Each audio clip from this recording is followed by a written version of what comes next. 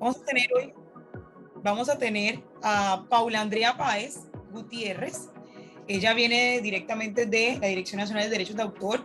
Ella es abogada egresada de la Universidad Libre, con formación académica enfocada en propiedad intelectual.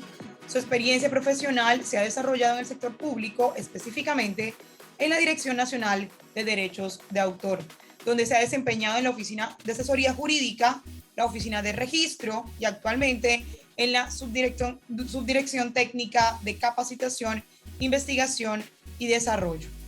Entonces, hoy ella va a compartirnos a todos nosotros el taller, la conferencia, conocer e identificar los aspectos civiles y legales del derecho de autor y los derechos conexos, que de pronto es donde más siempre puede entrar la confusión. Paula, bienvenida a Unitecnar, un placer tenerte acá y bueno, somos todos tuyos. Hola, buenas tardes para todos. Muchas gracias por la invitación, por el espacio, por tomarse el tiempo de asistir el día de hoy. Pues como ya lo mencionaron, la charla del día de hoy se va a enfocar en los aspectos civiles y en los aspectos penales del derecho de autor y de los derechos conexos.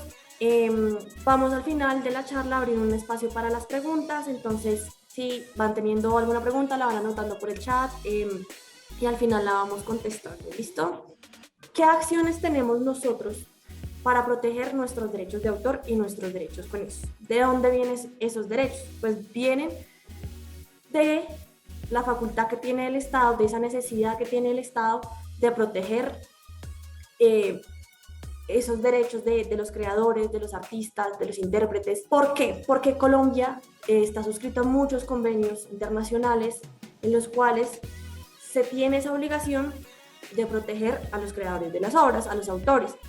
Algunos de estos convenios son el Convenio de Berna de 1886, que ustedes se darán cuenta que casi todos los países se han suscrito a este convenio, el TODA, el ADPIC, e incluso desde la misma Declaración Universal de los Derechos Humanos, pues se dice que el derecho de autor merece protección.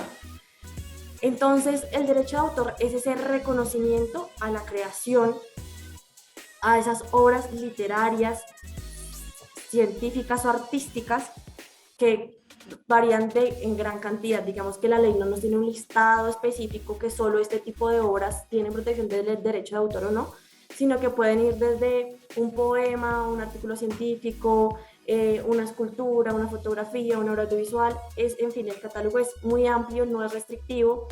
Y digamos que lo que nos importa, pues a efectos del derecho de autor, es que esa obra goce de originalidad, ¿cierto? También el derecho de autor protege y crea estas acciones civiles y penales para proteger esos derechos como un incentivo para la creación, para que se sigan creando obras. Pues que las obras de cierto modo nutren el desarrollo de la sociedad. ¿Por qué? Porque las obras científicas, las investigaciones, crean nuevos desarrollos tecnológicos. También, digamos, las obras contribuyen al arte, a la cultura. Entonces, digamos que detrás de todas estas grandes industrias de entretenimiento, de educación, siempre va a haber una obra. Entonces, para el desarrollo del país es muy importante que pues los creadores, los autores tengan esa protección y sigan incentivando para crear más obras.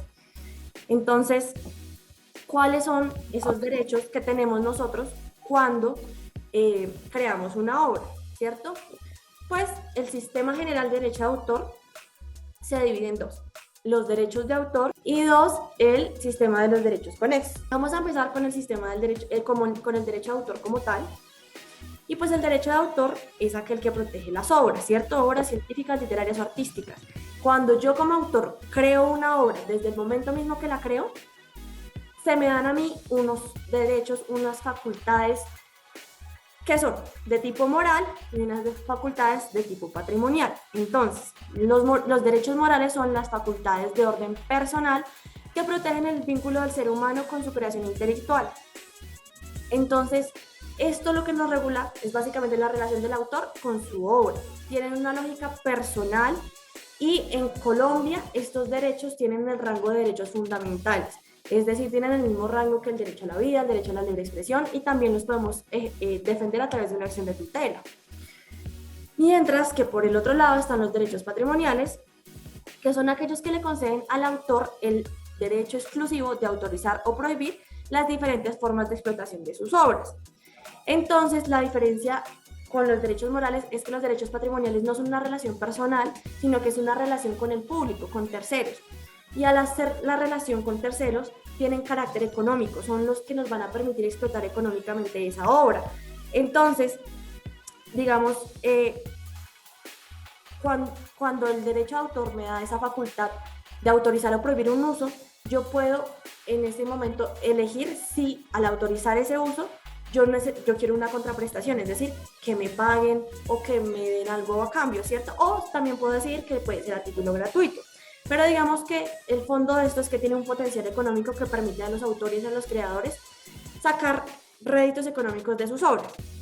Entonces, pues digamos que estos derechos, al ser económicos, los podemos negociar, ¿cierto? Entonces, estos derechos se los podemos transferir a otras personas, cosa que no es posible con los derechos morales. Los derechos morales son intransferibles, inembargables e irrenunciables. Y ahora vamos a hablar de la segunda parte, que son los derechos conexos. Digamos que los derechos conexos son aquellos que otorgan protección a quienes, sin ser autores, contribuyen con su creatividad, con su técnica u organización en el proceso de poner a disposición al público una obra. O sea, para el sistema como tal del derecho de autor es tan importante también proteger estas acciones que contribuyen a la creación o a la divulgación de esa obra, que por eso se crearon los derechos conexos, porque es importante proteger a quienes, a pesar de que no son autores, porque no son los quienes se sentaron y realizaron ese desarrollo intelectual ni imprimieron ese sello de personalidad en su obra, esa originalidad a través de su obra, pues de cierta manera, directa o indirectamente, pues contribuyen pues a que esa obra se termine, llegue como al producto final y sea divulgada. Entonces, en este punto tienen que tener en claro que los derechos de autor y los derechos conexos, a pesar de que están íntimamente relacionados, son independientes, es decir, se van a regir cada uno de forma individual, y autorizar o prohibir el uso de un derecho patrimonial de autor no implica autorizar un uso del derecho patrimonial de derechos conexos. Entonces, ¿cuáles son esos derechos conexos? Pues los derechos conexos se le conceden a tres grupos de personas, por decirlo así. Primero, a los intérpretes, artistas o ejecutantes. ¿Quiénes son los artistas, intérpretes o ejecutantes? Todas aquellas personas que interpretan una obra o declaman una obra. Es decir, por ejemplo, para ver la relación del derecho de autor con el derecho conexo, pensemos en una película, en una obra audiovisual. Yo puedo crear mi película, puedo crear el guión, tener el escenario y demás, pero pues para llevarla a cabo voy a necesitar que unos intérpretes, unos actores, unas actrices que lleven a cabo estos papeles, que interpreten estos roles, ¿cierto? Lo mismo pasa en un musical. Si yo voy a hacer un musical, necesitaré cantantes que interpreten esas obras. ¿Qué pasa? Muchas veces esas personas que interpretan, que ejecutan esas obras, también de cierto modo le dan una característica especial o una originalidad o contribuyen de cierto modo a que esa obra o ese producto final que nosotros consumimos sea así, sea de determinada manera. Entonces, pues, la ley nos dice que ellos también tienen protección. El segundo grupo son los productores de fonogramas. ¿Qué es un fonograma? Es la primera fijación que se hace de un sonido la primera fijación que se hace de un sonido, ¿cierto? Entonces, digamos que los fonogramas en general están muy relacionados con la industria musical. ¿Por qué? Porque cuando yo tengo mi obra musical, ya tengo el intérprete, ¿cierto? Ya sé quién la va a cantar. ¿Cómo hago para comunicársela, para que el público la escuche? Pues muchas veces necesita ese sonido, esa interpretación, cuando esa persona está cantando, es grabada, es fijada en un soporte material que después nos permite a nosotros reproducirla, ya sea en un CD o en Spotify o demás, ¿cierto? Entonces, ese trabajo de fijar ese sonido, pues también está protegido por los derechos conexos, ¿cierto? Porque también nos permite a nosotros tener como acceso a esa obra, a esa creación. ¿Por qué es importante? Pues porque piensen ustedes que hace 100 o 200 años, cuando uno quería escuchar una canción, tenía que estar el intérprete el cantante ahí al lado de uno sí o sí, en vivo, o sea, no hay otra forma. Y gracias a los fonogramas, que a veces también los llaman máster, pues podemos tener acceso a esas obras de otro modo. Y el tercer grupo son los organismos de radiodifusión. Entonces, los organismos de radiodifusión lo que hacen es emitir señales al público a través de la radio o de la televisión que contribuyen a divulgar esas obras. Pues piensen ustedes en Caracol, RCN, cuando transmiten una novela, un concurso, o por ejemplo en la radio, las canciones y demás, pues esos derechos que ellos están haciendo de emitir una señal y demás, también están protegidos por los derechos conexos. Pero entonces, ya sabemos, el objeto de protección del derecho de autor son las obras, mientras que el objeto de protección de los derechos conexos son las interpretaciones, las fijaciones de los fonogramas y las emisiones de radiodifusión. Entonces, ya sabiendo nosotros de qué somos dueños, o sea, qué es lo que se me protege a mí con el derecho, pues ya puedo yo salir en defensa de esos derechos, ¿cierto? Cuando alguien comete una infracción. ¿Y qué es la infracción? Básicamente es el acto que implica un uso no autorizado de una obra, o en la generalidad cuando se vulnera un derecho moral o un derecho patrimonial. Entonces, las infracciones pueden ser de dos tipos: las infracciones simples y las infracciones complejas. La infracción simple es la que solo vulnera un único derecho. Entonces, por ejemplo, yo tomo un libro y decido escanearlo y tenerlo guardado en mi computador. Ahí estoy haciendo el ejercicio ejerciendo el derecho patrimonial de reproducción. Es decir, estoy sacando una copia de ese libro, a pesar de que no la estoy distribuyendo, no la estoy vendiendo. El simple hecho de que yo la haya escaneado y la haya pasado a un formato digital ya constituye una reproducción, que si no tengo esa autorización del titular de derechos patrimoniales, pues constituye una infracción. También hay infracciones complejas, que son aquellas que vulneran dos o más derechos. En este ejemplo, pues digamos que podemos poner al plagio. El plagio es presentar en todo o en parte una obra como si fuera mía, como si yo fuera ese autor, ¿cierto?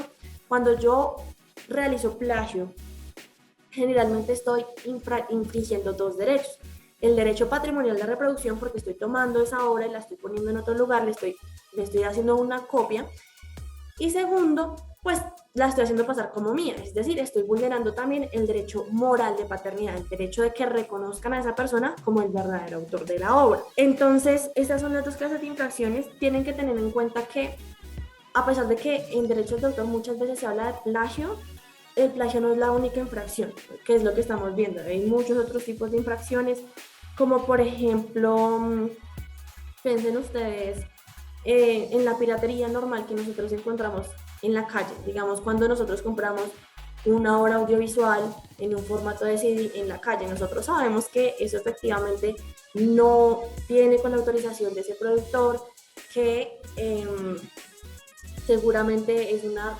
copia y una distribución que no está siendo autorizada, y pues no es necesariamente plagio, porque ahí nadie está diciendo que esa obra sea de otro autor o de otra productora, sino ahí está mal, ahí imprimen quiénes son los autores, quién es el productor, quién es el director. Mal impreso, pero lo dicen, ¿sí? Entonces, que se den cuenta de que hay muchas otras infracciones más allá del plagio, o por ejemplo esas películas que nosotros entramos a Google y buscamos como Thor, película en español gratis. Digamos que el hecho de que esas páginas web nos pongan a nosotros ese acceso a la obra cuando nosotros queramos implica una violación al derecho patrimonial de puesta a disposición. Entonces, digamos que acá la conclusión es que hay muchas formas de infraccionar el derecho de autor, que es cuando usamos una obra sin la autorización de la persona que tiene esos derechos. Entonces, ya vimos que hay unos derechos que se puede causar una infracción. Y ahora, bueno, ¿cuáles son las acciones que yo puedo tomar cuando alguien está vulnerando mis derechos, cuando alguien está transgrediendo el derecho de autor o los derechos conexos?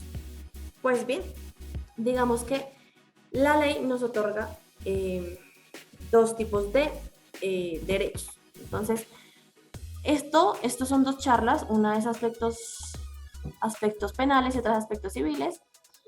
pero pues hoy las vamos a ver las dos. Entonces primero vamos a hablar de la vía civil, de las acciones civiles, de los derechos de autor y de los derechos conexos. ¿Quién tiene esa facultad de presentar esa demanda? ¿Quién puede iniciar esas acciones? Pues en principio será el autor. Porque recuerden que cuando yo creo mi obra, automáticamente se me dan esos derechos morales, esos derechos patrimoniales. Entonces, en principio, esos derechos son del autor, o en principio, los derechos conexos serán del intérprete o del productor de fonogramas. Pero, como ya vimos, los derechos patrimoniales se pueden transferir, ¿cierto? Se pueden negociar. Eso quiere decir que hay un tercero, cuando sea el dueño de esos derechos, el titular de esos derechos, titular de derechos patrimoniales, pues también estará legitimado para presentar esas demandas, para defender sus intereses, porque a pesar de que él no creó la obra, si él adquiere esos derechos de forma lícita, de forma legal, a través de lo que establece la ley, pues él será el nuevo dueño de esos derechos y también tendrá esa facultad de protegerlos, de defenderlos. Entonces vamos a ver cuáles son las formas en las que se pueden transferir esos derechos patrimoniales. Entonces acá la primera que vemos es el contrato de cesión de derechos patrimoniales de autor. Básicamente este es un acuerdo entre partes mediante la cual el autor y un tercero, puede ser una persona natural o jurídica, digamos que ya el autor siempre va a ser una persona natural, un ser humano, pero ya cuando él va a transferir ese derecho, sí podemos hablar tanto de personas naturales como de personas jurídicas. Entonces, es un acuerdo entre ellos dos en el que se dice como, mire, yo le voy a ceder los derechos patrimoniales de tal obra, en tal territorio, en tanto plazo, y simplemente ese acuerdo de voluntades. El único requisito que nos exige la ley del contrato de cesión de derechos es que conste por escrito para que sea válido. Entonces, ambas partes firman y digamos que ya, digamos que se asemeja mucho a podremos hacer el símil con un contrato de compraventa de una casa. O sea, usted va, dice qué casa le va a entregar, cómo se le va a entregar, y firman y entregan y ya. Digamos que es similar, aunque no es correcto hablar de compra y venta de derechos de autor, digamos que para fines pedagógicos, pues se puede asimilar. La segunda forma de transferencia es la presunción legal. Entonces, ¿qué es la presunción legal? Es cuando la ley dice que, salvo que exista un acuerdo entre las partes, un pacto en contrario, salvo que las partes acuerden algo contrario a lo que está diciendo la ley, pues se presumirá que lo que diga la ley, el quien diga la ley, va a ser el nuevo titular de derechos patrimoniales. Aquí encontramos dos clases de presunción legal. La primera, la presunción legal de obra por encargo. La obra por encargo son aquellas obras que se crean bajo un contrato laboral o bajo un contrato de prestación de servicios. Entonces, ¿qué nos dice la ley? Si ese contrato laboral o ese contrato de prestación de servicios consta por escrito y dentro de esas funciones o dentro de esas obligaciones del contrato se dice que ese autor tiene la obligación o la función de crear obras, pues si no hay un pacto en contrario, si las partes no dicen nada, la ley presumirá que el nuevo titular de derechos patrimoniales va a ser el empleador o el encargante. Y la otra presunción legal es la de los funcionarios públicos, que la encontramos en el artículo 91 de la ley 23 de 1982. ¿Qué nos dice esta presunción legal? Que las obras que sean creadas por funcionarios públicos en ejercicio de sus funciones constitucionales y legales se entenderán transferidas a pues, la entidad estatal para la que ellos trabajan. Entonces, esa es la segunda forma de transferencia. Y la tercera forma de transferencia es a través de los procesos de sucesión.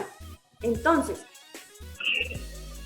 en la sucesión, ¿qué pasa? Digamos, yo acá no voy a ahondar profundamente en el tema de la sucesión porque hay varios regímenes sucesorales, es toda una materia en derecho, en los pensum de derecho, pero básicamente lo que les voy a decir es que en derecho de autor no hay reglas específicas para la sucesión.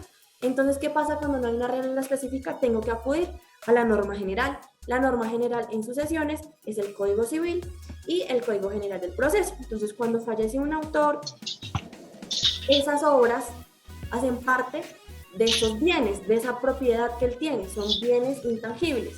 Entonces, así como la casa, el carro y los demás bienes entran a esa masa sucesoral que posteriormente se va a distribuir entre los herederos, asimismo pasa con los derechos de autor. Esos derechos patrimoniales pasan a esa masa sucesoral y se distribuirán conforme pues, el régimen de sucesión que esté conforme o que sea aplicable. Y lo mismo pasa, digamos, cuando el titular de derechos patrimoniales es una empresa, pues, y se liquida. También se tendrá que acomodar, pues, a las reglas normales del Código de Comercio. Entonces, ¿quién puede presentar la demanda? El autor y los titulares de derechos patrimoniales que hayan obtenido esos derechos conforme a la ley. Entonces, ¿qué me dice la ley? La ley me dice, antes de que usted inicie un proceso civil, una demanda, pues como requisito para que usted pueda hacerlo, tendrá que haber hecho previamente una conciliación. Entonces, esto es aplicable en el ámbito de lo civil, en el ámbito de familia y en lo contencioso administrativo. Entonces, ¿qué es la conciliación? Es un mecanismo alternativo de solución de conflictos en el cual las partes asisten a una audiencia de conciliación con un conciliador, que es un tercero neutral e imparcial, que de hecho está preparado y estudió y está certificado para esto, en donde el cual el conciliador va a tratar de acercar a las partes, va a proponer soluciones para que las mismas partes lleguen a un acuerdo. Acá en la conciliación, el conciliador no nos va a imponer nada. Las partes mismas son las que deciden, los que llegan a ese acuerdo, o si definitivamente no lograron acordar nada. Entonces, ¿qué pasa? Cuando logramos que la conciliación sea, pues, efectiva, que llegaron a un acuerdo, se va a hacer un acta de conciliación. Esa acta de conciliación hace tránsito a cosa juzgada de prestamento ejecutivo.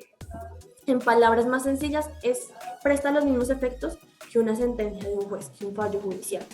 Entonces vamos a ver que es mucho más rápido, más expedito y que tiene los mismos efectos. Entonces, ¿qué nos dice la ley en derechos de autor? Usted tendrá que agotar ese requisito, tiene que ir y conciliar para poder demandar.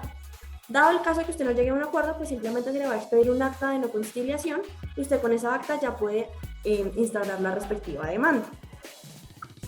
Pero hay acá en la Dirección Nacional de Derecho de Autor contamos con un centro de conciliación y arbitraje, que es el Fernando Inestrosa.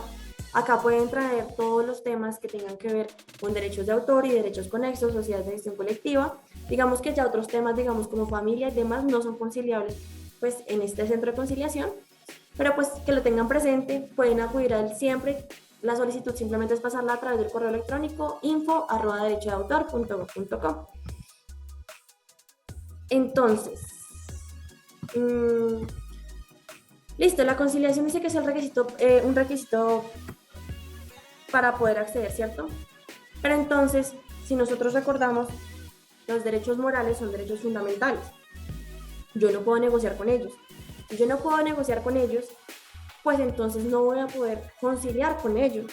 Entonces, esos derechos morales la excepción a ese requisito, a ese requisito de conciliación va a ser que mi demanda verse sobre un derecho moral. Si mi demanda versa sobre derecho de paternidad, de inheritud, de modificación, de retracto, de derechos morales, pues no tengo que agotar este requisito de posibilidad, no tengo que ir a conciliar, sino simplemente acudo ante el juez de una vez con la demanda. ¿Por qué? Pues porque no son negociables y porque también tienen rasgos fundamentales. Tú no vas a ir a conciliar un derecho laboral o un derecho a la vida. Entonces, esa es una de las excepciones. Y la segunda excepción son cuando con nuestra demanda presentamos medidas cautelares. Entonces, ¿qué son las medidas cautelares? Son instrumentos a través de los cuales puede protegerse de forma provisional, mientras que dura el proceso, mientras que se llega al fallo, la integridad de un derecho que aún es objeto de controversia dentro de un proceso. En todo proceso y entre cualquier jurisdicción, cuando se solicite la práctica de medidas cautelares, se podrá acudir directamente al juez sin necesidad de agotar la conciliación prejudicial como requisito de procedibilidad. Entonces, digamos, si yo pongo una demanda ejecutiva, es decir, para percibir económicamente, que me indemnicen económicamente porque vulneraron algún derecho de autor, pues yo tengo que asegurarme que ese derecho pues sea efectivo. Entonces, ¿qué pasa? La ley me dice, cuando usted vaya a presentar esa demanda, presente también un escrito de medidas cautelares. Las medidas cautelares a veces lo que buscan es evitar que la otra parte quede notificada y haga acciones que eviten que yo pueda llevar a cabo exitosamente mi indemnización, ¿sí? Entonces busco que esa otra persona se vaya a declarar insolvente o ilíquida, o de que de alguna manera realice actos que impidan que esa sentencia se materialice. Entonces, sí, la medida cautelar es una excepción del requisito de conciliación. ¿Por qué? Porque en la conciliación, cuando van a citar a las partes, pues yo ya le estoy advirtiendo a la otra parte que va a haber un proceso en su contra. Y si yo lo quiero hacer una medida cautelar, por ejemplo, para que él no venda sus bienes, para que se los podamos embargar, secuestrar y finalmente me puedan indemnizar a mí por esa violación del derecho de autor, pues no va a ser muy conveniente que nosotros le avisemos. Entonces, por eso cuando hay medidas cautelares, no es necesario hacer la conciliación, sino que de una vez acudimos ante el juez, presentamos nuestra demanda, nuestro escrito de medidas cautelares, porque se deben presentar al mismo tiempo, y una vez que el juez haya otorgado esas medidas cautelares, pues ahí sí ya empieza todo el proceso de notificación de las partes y demás, evitando pues que la otra parte realice acciones que nos vayan a afectar a futuro. Digamos, por ejemplo, acá podemos ver un ejemplo de medida cautelar, es por ejemplo un secuestro preventivo. Entonces, por ejemplo, hay una librería que está distribuyendo copias de un libro que yo digo que Paula dice que es de ella, pero Cindy dice que el libro es de ella y que ella no está autorizando esa distribución. Entonces Cindy va ante el juez, presenta su demanda y como medida cautelar le dice: necesito un secuestro preventivo de todos los ejemplares que se están distribuyendo en las librerías hasta que no determinemos, hasta que no salga el fallo del juez que diga sí, Paula es la autora o sí, Cindy es la autora. ¿Para qué? Para que no se siga vulnerando ese derecho de autor en el caso de que Cindy sea la autora, ¿cierto? Entonces, ¿qué hace el juez? Declara esa medida cautelar y empieza a secuestrar esos libros. Ese podría ser un ejemplo. Igual acá las medidas cautelares las pueden encontrar en la Ley 23 de 1982 y también en el artículo 590 del Código General del Proceso, que también incluye medidas cautelares innominadas. Bueno, después de esto, entonces, ¿qué es lo que le va a pedir al juez? ¿Qué es lo que yo quiero con esa demanda? ¿A qué quiero llegar? Entonces, a eso en derecho le llamamos pretensiones. Acá hay algunos ejemplos de pretensiones. Entonces, yo quiero lograr, por ejemplo, la indemnización de los perjuicios provenientes de responsabilidad civil, contractual o extracontractual por infracción de derechos morales o patrimoniales de autor o de derechos conexos. Entonces, ejemplo, digamos, los artistas, intérpretes y ejecutantes tienen el derecho, la facultad exclusiva de autorizar o prohibir que se fijen sus interpretaciones cuando estas no sean en vivo. Entonces, por ejemplo, alguien los grabó sin su autorización y empezó a difundir, se empezó a difundir ese video, esa interpretación, esa ejecución. Pues digamos que ellos podrán solicitar una indemnización porque, por ejemplo, empezaron a reproducir una obra de teatro. Entonces, lo que causan es que la gente no pague la boleta por ir allá a ver a esos actores, a esas actrices, sino que pues lo ve a través de una pantalla. Entonces, pues les está causando un perjuicio. Entonces, acá, pues ellos buscarían como que económicamente les indemnicen ese perjuicio. Otra pretensión podría ser el cese del acto infractor de derechos morales o patrimoniales de autor o conexos. Entonces, piensen ustedes que yo me estoy dando de conocer como autora de una canción y pues realmente yo no la escribí. Entonces, pues el juez me puede ordenar que pues cese, que deje de decir que yo soy la autora porque no lo soy y que ya cese ese acto infractor del derecho moral de paternidad. Otra pretensión, destrucción de las mercancías infractoras de los derechos morales o patrimoniales de autor o conexos. Pues digamos que en el caso de la piratería, de películas, canciones y demás, pues podríamos solicitar esa destrucción de esa mercancía infractora que me está causando a mí un perjuicio.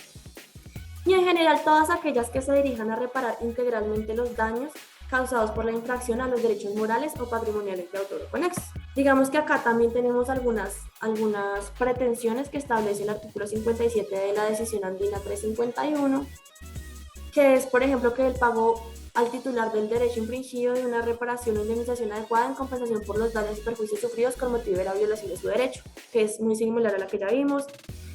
Por ejemplo, que el infractor asuma el pago de las costas del proceso en que haya incurrido el titular del derecho infringido. El retiro definitivo de canales comerciales de los ejemplares que constituyan infracción del derecho y las sanciones penales equivalentes a aquellas que se aplican a delitos de similar magnitud. Listo, entonces ya vimos cómo presentarlo, qué presentar, pero entonces, ¿a dónde lo presento? ¿Ante quién lo presento? Pues bien, en los procesos relativos al derecho de autor y los derechos conexos, en primera instancia, o sea, de primera mano, lo va a conocer el juez civil del circuito del lugar donde se cometió la infracción. Entonces, pero también hay algunas autoridades administrativas que en ocasiones se les dan esas funciones jurisdiccionales, es decir, esas funciones de juez. Se les dan en virtud de que esa autoridad administrativa es tan especializada, conoce tanto de esa materia, que pues puede ser una ayuda para el tema de resolver conflictos. Entonces, a la Dirección Nacional de Derecho de Autor se le concedió esa facultad jurisdiccional y entonces, si nosotros no queremos llevar nuestro proceso civil, nuestra demanda ante un juez civil del circuito, del lugar donde se cometió esa infracción, pues podremos presentar la demanda acá, ante la Dirección Nacional de Derecho de Autor, en la Subdirección de Asuntos Jurisdiccionales. Esa Subdirección de Asuntos Jurisdiccionales tiene poder de decisión propio y digamos que tiene competencia o puede resolver casos a nivel nacional. No hay ninguna restricción. Mientras que cuando lo presentamos al juez civil del circuito, solo lo podemos presentar al juez del lugar donde se cometió esa infracción. Entonces piensen ustedes que la infracción se cometió en el Meta, pues no podré venir a presentar la demanda acá a Bogotá, sino que tendré que presentársela al juez del Meta. Pero entonces tenemos esas dos opciones: presentar al juez civil del circuito o presentarlo ante la Dirección Nacional de Derecho de Autor en la Subdirección de Asuntos Jurisdiccionales. Digamos que si dado el caso, cuando el juez falla en primera instancia, no nos gusta ese fallo, no estamos de acuerdo, no consideramos que sea acorde a derecho, pues nosotros tenemos el derecho a una segunda instancia, es decir, a que un superior jerárquico pues revise esa sentencia, revise ese fallo. Digamos que en lo que tiene que ver a los jueces civiles del circuito, pues simplemente se da el tribunal, el superior, quien resuelva la segunda instancia. En el caso de la Dirección Nacional de Derecho de Autor, ¿quién va a ser la segunda instancia si nosotros no estamos de acuerdo con lo que dice la Dirección Nacional de Derecho de Autor? Pues será el Tribunal Superior de Bogotá en su sala civil. Entonces, bueno, acá vemos que con la Ley 1564-2012 le fueron asignadas a la Dirección Nacional de Derecho de Autor funciones jurisdiccionales en los procesos relacionados con derecho de autor y derechos conexos. ¿Cuáles son los beneficios de que ustedes acudan con nosotros? Pues tener a su disposición un juez que está completamente especializado en derecho de autor y derechos conexos, que les va a resolver esa controversia. Muchas veces algunos jueces civiles no tienen tanto conocimiento de propiedad intelectual, entonces pues la ventaja que ustedes tendrían en acudir acá a la Dirección Nacional, pues es que el juez tiene pleno conocimiento del tema. Segundo, pues somos una herramienta de descongestión judicial para el sistema porque pues hay demasiadas demandas, demasiados procesos y pues digamos que nuestro juzgado también funciona para descongestionar esos otros juzgados civiles. Y pues que acá también nos regimos por el principio de la gratuidad en el acceso a la justicia. Esto quiere decir que todos los procesos que se tramitan ante la Subdirección de Asuntos Jurisdiccionales de la Dirección Nacional no tienen o no pueden tener costo alguno. Tienen los mismos efectos que acudir con un juez de la República y digamos que eso sería a grandes rasgos los aspectos civiles en materia civil, acciones civiles que podemos ejercer en materia de derecho de autor y derechos conexos. Pero ahora vamos a ver que la ley no solo nos da acciones civiles para defender nuestros derechos, sino también nos da acciones penales. Entonces, ¿qué busca una acción penal? Ya vimos que en civil lo que busca la acción civil es declarar la situación o un derecho sí o no, declararlo, o la indemnización de perjuicios, o sea, la búsqueda económica, ¿no? Mientras que la vía penal busca una reparación integral. Entonces, la vía penal tendrá como finalidad la pena privativa de la libertad de esa persona que está cometiendo esa infracción y una pequeña multa como indemnización por vulnerar los derechos. Entonces, ¿qué antecedentes normativos tenemos en derecho penal? Tenemos el artículo 285 de la Ley 90 de 1936, que dice: el que falsifique o altere los nombres o marcas legalmente registrados de las obras o del ingenio o de los productos de la industria, incorrerá en prisión de 6 meses a 2 años. ¿Qué pasa con esta ley acá en 1936? Si ustedes se dan cuenta, está hablando de nombres y marcas y luego nos está hablando de obras y luego dice productos de la industria. Esta norma revolvía todo lo que había en materia de propiedad intelectual para esa época, es decir, revolvía derechos de autor, signos distintivos y patentes. Entonces, derecho de autor, obras, signos distintivos, nombres o marcas. Los signos distintivos no hacen parte del derecho de autor, hacen parte de la propiedad industrial, de la cual es competente la Superintendencia de Industria y Comercio.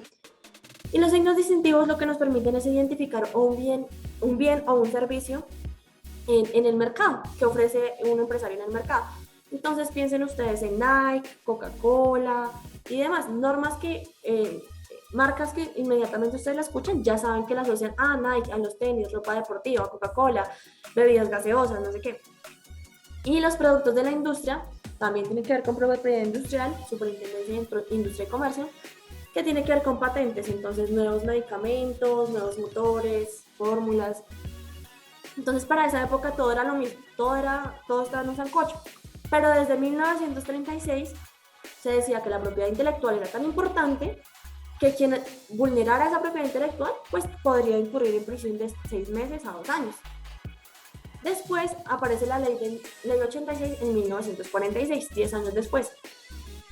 Y entonces, ¿qué pasa con esta? Que esos tipos penales que incluye esa ley 86 constituyen la primera regulación estructural en materia de los delitos en contra de los derechos de autor y derechos conexos. Es decir, en 1946 ya se empiezan a separar los sistemas de protección de la propiedad intelectual. Es decir, ya vamos separando derechos de autor, propiedad industrial y vamos teniendo normas específicas para eso.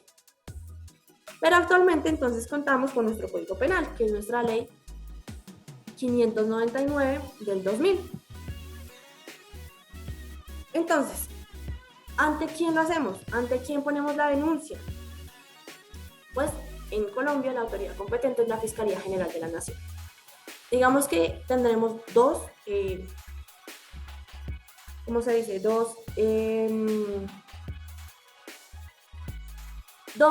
direcciones a las cuales podemos dirigir nuestra denuncia.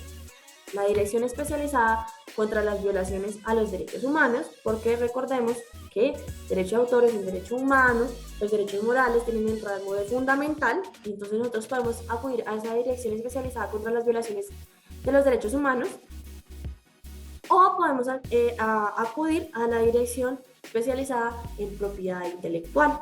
Entonces, pues, ya dependerá del autor o del titular de derecho ver en qué departamento quiere instaurar su denuncia. Bien, entonces,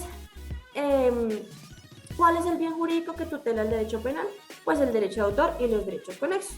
Digamos que no es un tema muy amplio. Está regulado en 3 artículos del Código Penal, artículos 270, 271 y 272, que básicamente protege 3 aspectos: derechos morales, derechos patrimoniales y la protección a las medidas tecnológicas de protección y a la información esencial para la gestión de derechos. Eso es lo que se protege en general, pues a través del Código Penal. Entonces vamos a ir viendo cada uno de ellos. Y para empezar vamos a iniciar con la violación a los derechos morales de autor, que se encuentra en el artículo 270 del Código Penal.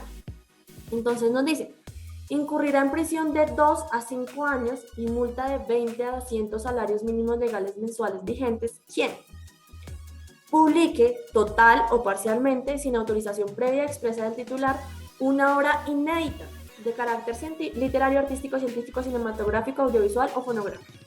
Bueno, productor de ordenador o soporte lógico.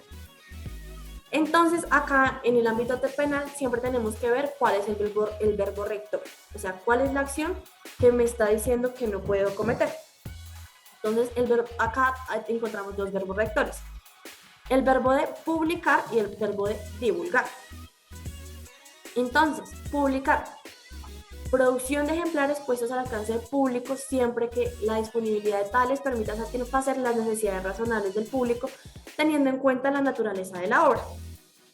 Entonces, pues, ¿cuáles serán las necesidades razonables del público? Pues, si yo quiero una obra literaria, pues, que me entreguen el ejemplar del cual yo puedo leer. Entonces, publicar esos ejemplares y ponerlos al alcance del público.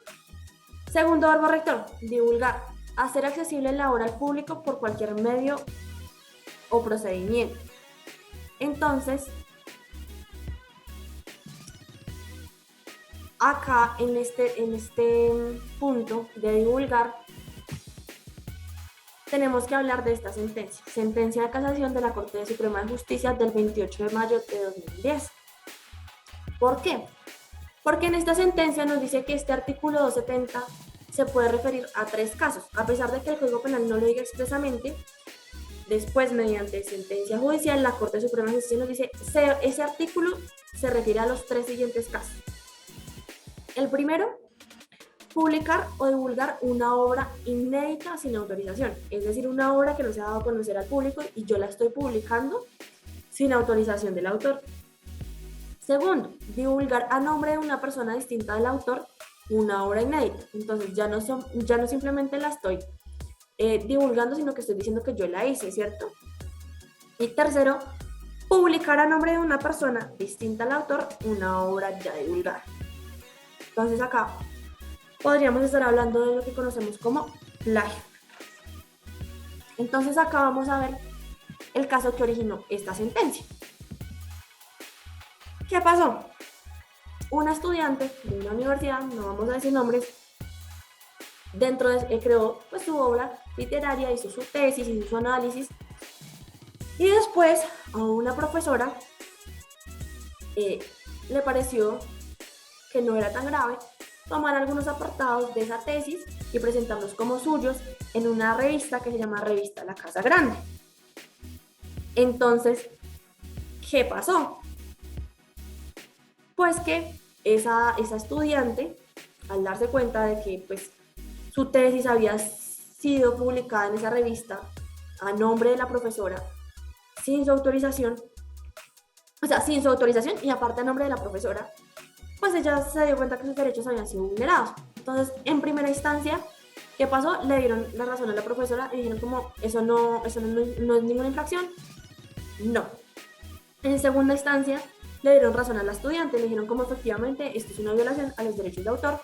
Entonces, es procedente la condena. El caso llegó a casación. ¿Y qué fue lo que nos dijo la Corte? Entonces, la Corte dijo que era tan evidente, o sea, que con las pruebas que habían aportado las partes y según lo que se había logrado ver en el caso, pues era evidente que había una vulneración al derecho moral de paternidad de la estudiante. Es decir, que la profesora había publicado como suyo un texto que no era de ella, sino que era de la estudiante.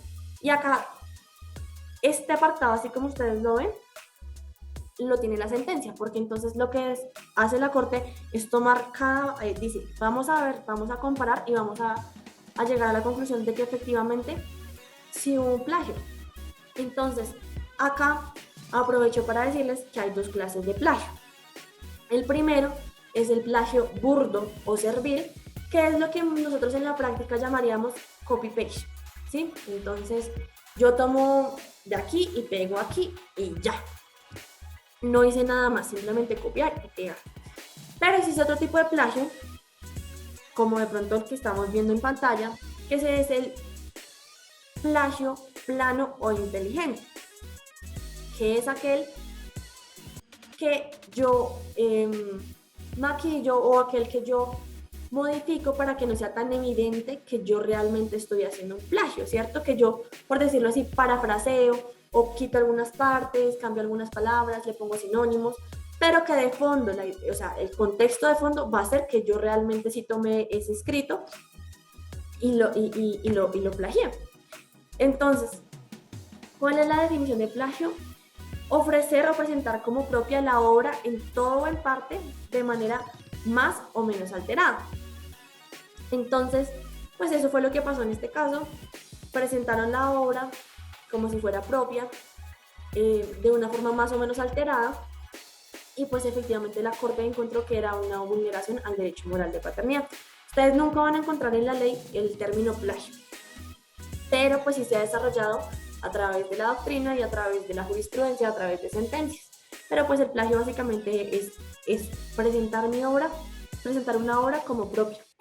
Segundo numeral del artículo 270 del Código Penal. Quien inscriba en el registro de autor con nombre de persona distinta del autor verdadero o con título cambiado o suprimido o con el texto alterado, deformado, modificado, mutilado o mencionado falsamente el nombre del editor o productor de una obra. ¿A qué se refiere? Que incurrirá en prisión de 2 a 5 años las personas que inscriban acá en el Registro Nacional de Derecho de Autor una obra distinta, o sea, una obra de otra persona diciendo que ellos son los autores.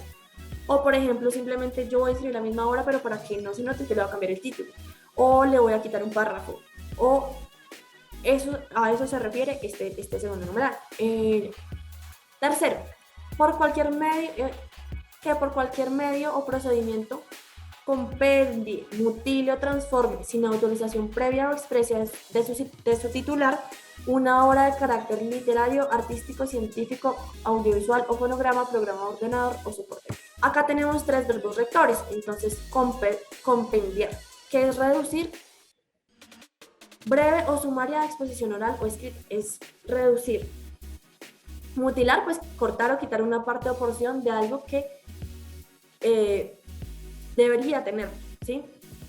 Y transformar, modificar, adaptar, cambiar de forma algo o transmutar ese algo en otra cosa.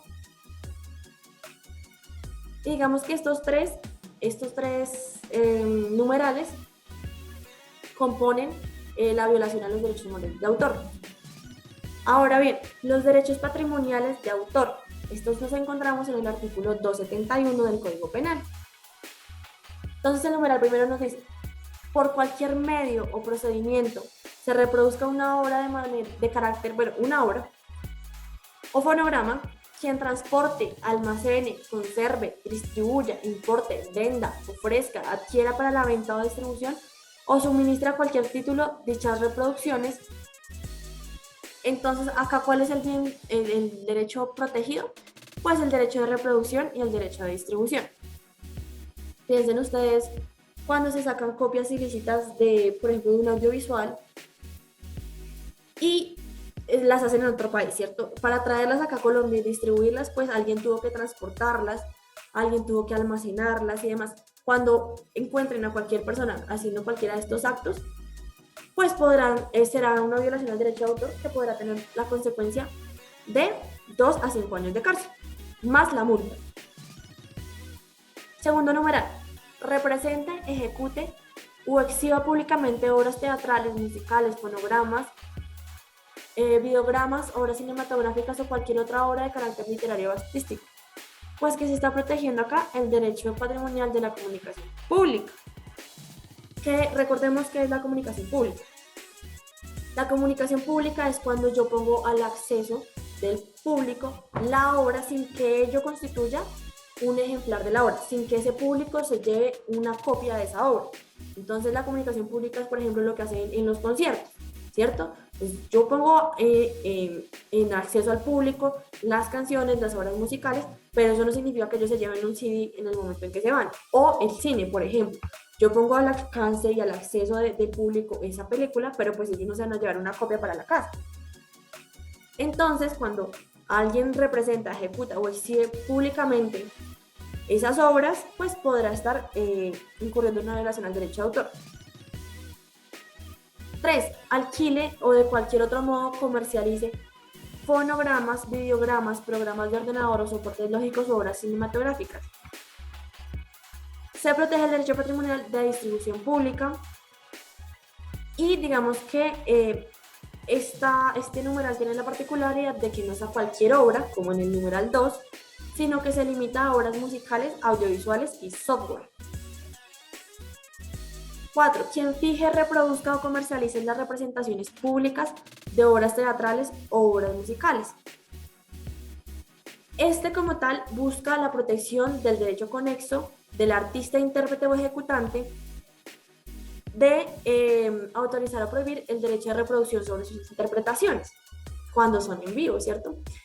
Entonces, quien va, lo que les decía hace poquito, quien va y graba la obra de teatro y después va y la comercializa, pues está vulnerando un derecho conexo de ese artista. Entonces, este numeral 4 es especial de los artistas, intérpretes y ejecutantes. 5. Disponga, realice o utilice por cualquier medio o procedimiento la comunicación, fijación, ejecución, exhibición, comercialización, difusión o distribución y representación de una obra de las protegidas en ese título, que se protege el derecho de reproducción, de comunicación pública y distribución de ejemplares de cualquier tipo de obra, es decir, nos cobija un amplio catálogo. Y 6. Este numeral se hace referencia a los organismos de radiodifusión, porque dice, quien retransmita, fije, reproduzca o por cualquier medio sonoro o audiovisual divulgue las emisiones de los organismos de radiodifusión. Entonces estamos protegiendo esa facultad exclusiva del organismo de radiodifusión de autorizar o prohibir la retransmisión de sus obras, la fijación de sus emisiones y la reproducción de la fijación de sus emisiones. 7. Recepcione, difunda o distribuye por cualquier medio las emisiones de televisión por suscripción. Entonces, esta es muy especial porque no recae sobre cualquier tipo de emisión, sino por la emisión de la televisión por suscripción. Entonces, yo no sé si ustedes recuerdan que a veces, hace algunos años, había una mala praxis en Colombia y era que solo un vecino pagaba la parabólica y que como eso tenía para poner más cables y tener más acceso, pues entonces entre 3 casas pagaban una sola suscripción por esa emisión. Entonces, ahí ¿qué estamos haciendo? Pues difundiendo y distribuyendo esa señal, esa emisión. Entonces, este numeral 7 hace referencia a eso. Y bueno, listo. Con esto cerramos derechos patrimoniales de autor. Pero había un tercero, ¿cierto? Que era el de protección a las medidas tecnológicas. ¿Y cuáles son esas medidas tecnológicas? Digamos que lo vamos a entender con un ejemplo, pero entonces vamos a leer. Incurrirá en prisión de 4 a 8 años y multa de 26.66 a 1.000 salarios mínimos legales mensuales vigentes el que incurra en alguno de los tipos de violación a los mecanismos de protección de derecho de autor y de los derechos conexos y otras defraudaciones. O sea, imagínense, 8 años de cárcel y 1.000 salarios mínimos legales vigentes. El ejemplo más claro de las medidas tecnológicas es, piensen ustedes en las consolas de videojuegos, en el Xbox, el Wii, el Play. Esas consolas de videojuegos son un software, ¿cierto? Los softwares son obras protegidas por el derecho de autor. Muchas veces ellos vienen con una protección para que esos juegos o para que esas obras que ellos usan sean originales, para que ese software no se altere. Digamos, si yo compro uno de esos chips que hacen que la consola de videojuego me reciba juegos piratas o me reciba ciertas señales o se salte de algún modo esa seguridad que trae ese software, que trae esa consola, pues lo que estoy haciendo es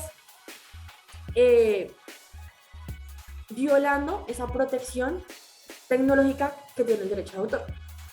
Entonces, los autores tienen ciertas medidas, toman ciertas acciones a medida que avanza la tecnología para proteger sus obras, ¿cierto? Entonces encontraremos que ahora no obras en internet que no se pueden descargar sin un pago o lo que les digo de la consola de videojuegos. Cuando nosotros logramos saltar esa medida tecnológica, pues estamos incurriendo en este tipo penal y podemos nos pueden sancionar con prisión de 4 a 8 años de cárcel. Digamos que a grandes rasgos, hasta aquí llega la charla de aspectos civiles y penales del derecho de autor. Los invitamos a seguirnos en todas nuestras redes sociales, compartimos contenido constantemente. Si a ustedes les interesa el tema, hay cursos gratuitos de capacitación en www.derechodeautor.co. Son cursos completamente gratuitos, los pueden ir haciendo a medida que tengan tiempo y van a salir certificados por la Dirección Nacional de Derecho de Autor. Cualquier duda o inquietud, pues acá está nuestro teléfono o pueden escribirnos a info@derechodeautor.co. Espero pues que esta charla pues les haya servido para su vida personal, profesional, laboral. Y pues a partir de este momento abro el espacio de preguntas. Bueno, Paula, de verdad, muchas gracias.